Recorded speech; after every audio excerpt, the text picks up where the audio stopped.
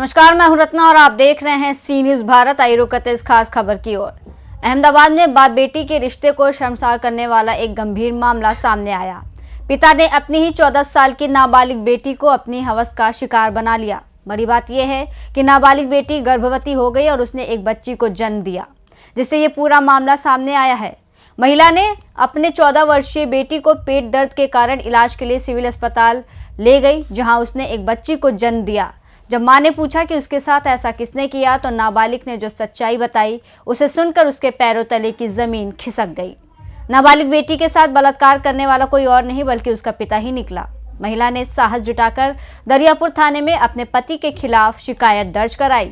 बता दें कि पिछले 1 साल से पिता नाबालिग लड़की पर बार बार शारीरिक हमला कर रहा था, खासकर जब मां घर में नहीं होती थी या देर रात को उसे डरा धमकाकर नाबालिग लड़की के साथ उसकी इच्छा के विरुद्ध बार बार बलात्कार करता, जिसके परिणाम स्वरूप वो गर्भवती हो गई। लड़की खुद भी इस घटना से सदमे में थी। इस कारण वो अपने दुर्व्यवहारी पिता की असली कुदृष्टि अपनी मां को नहीं बता सकी। लेकिन अंत में जब नाबालिग गर्भवती हो गई और उसने बच्ची को जन्म दिया, तो इस अपवित्र पिता की करतूत सामने आ गई। ગઈકાલના રોજ દરિયાપુર વિસ્તારમાં એક સગીર બાળકીને પેટમાં દુખાવો થયો હતો, જે અનુસંધાને તાત્કાલિક તેઓને સિવિલ હોસ્પિટલ લઈ જતા તેઓને એક બાળકીનો જન્મ થયો છે।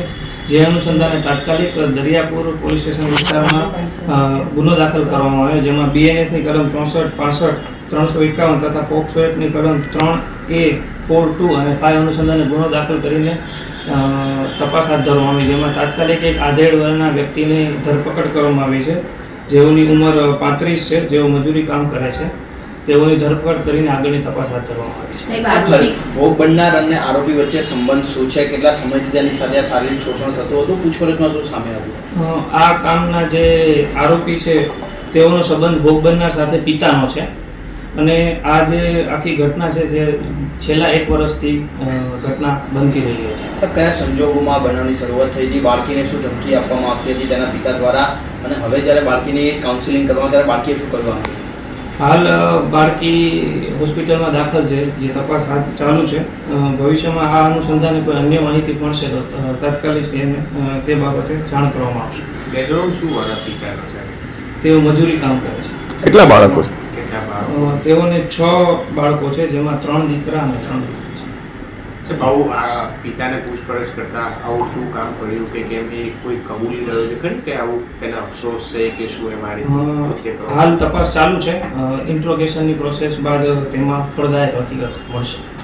अहमदाबाद से सी न्यूज संवाददाता यगेश गोस्वामी की रिपोर्ट। बता दें कि दरियापुर थाने में शिकायत दर्ज होते ही पुलिस ने कुछ ही घंटों में आरोपी पिता को गिरफ्तार कर लिया। आरोपी की प्रारंभिक जांच में पता चला है कि उसके 6 बच्चे हैं, जिनमें से 3 बेटियों में से सबसे बड़ी के साथ उसने ये घिनौना काम किया। पुलिस डीएनए रिपोर्ट के जरिए गिरफ्तार आरोपियों के खिलाफ सबूत जुटाने की कोशिश कर रही है। फिलहाल इस खबर में बस इतना ही। देश और दुनिया की तमाम बड़ी खबरों के लिए देखते रहिए सी न्यूज भारत।